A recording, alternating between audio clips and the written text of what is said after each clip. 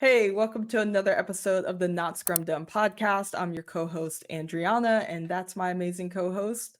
Grand Scrum Master Scott. Greetings, everyone. Today, we have a question from one of our students in the PSM1 class, which is the Professional Scrum Master Level 1 class. And the question is, if I make my team self-managing, will I lose my job? This is something that comes up a lot. I think it's a little bit of a fear, and we talk a lot about this in our PSM1 class. We have an entire section, people and teams, and we focus on helping the Scrum team be self-managing. That's ultimately going to help them be efficient, deliver value at the end of every sprint, being in touch with the customer, delivering something that the customer actually wants, and being able to remove some roadblocks, maybe not impediments, because impediments are outside of their control and will need a scrum master. But that's the gist of where this question is coming from. Because it's like, hey, if my team is self-managing, what am I actually doing? There are things for you to definitely do. Scott, do you want to kick us off with this? Absolutely. Ladies and gentlemen, to be honest with you, I thought that too. I read a book called Scrum Mastery by Jeff Watts. And one of the takeaways I took away from that book is my job as a Scrum Master is to put myself out of a job. But back then I had a scarcity mindset. I'm trying to get a job. I'm not trying to put myself out of a job. So I'm gonna pump the brakes. I ain't trying to make them too self-managing. I'm gonna pump the brake because if I get them to all the way at the top, then I'm at the bottom. Scarcity mindset playing in. Then I read the other statement to what he was driving at.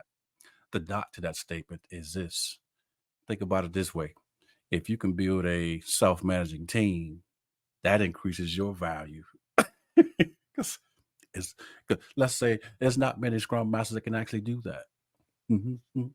Nirvana, utopia type of places is what I'm talking about. The promised land, if you will.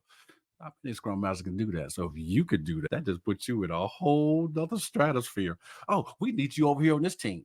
Now watch this. When I did that the first time with my company, before I got to the level of helping my team become self-managing, I didn't get the best of the best products to deliver to customers. I got the worst stuff that the developers really didn't care about doing it.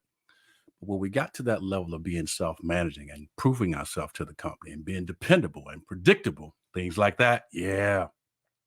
Now we begin to get some cool projects. We have built trust with the organization. So now they're going to give us some, y'all mind taking on this special project? It's something different. Y'all never have done it before. Yeah, we can't wait to do something different because we tired of this old boring stuff we currently doing. So that's what I have, Adriana. Your thoughts? To summarize a little bit of what you said, when you do good work, people give you more work. If you do a good job making your team self-managing, there will definitely be more work for you. And also, a company always has something to do. I've never seen a company where it's like, oh, you made your team self-managing. Well, you're all good. There's no more work for you here. There's always something to do. One of the things, especially if you're at a little bit of a bigger company, one, like Scott, you said, you'll be working with other teams.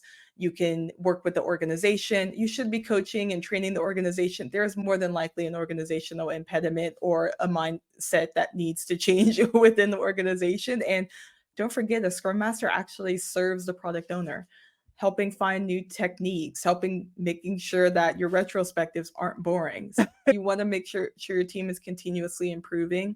And you want to make sure that you're helping a product owner empirically plan. There's still more to do. You could also be working with a product owner to help facilitate conversations and help lead it with stakeholders. So there's still a lot more to do, a lot more complex problems that a Scrum Master can tackle. If you made it to the end of this video, that means you have an attention span greater than a goldfish. Thanks for watching. Be legendary, but not Scrum Dumb, everyone.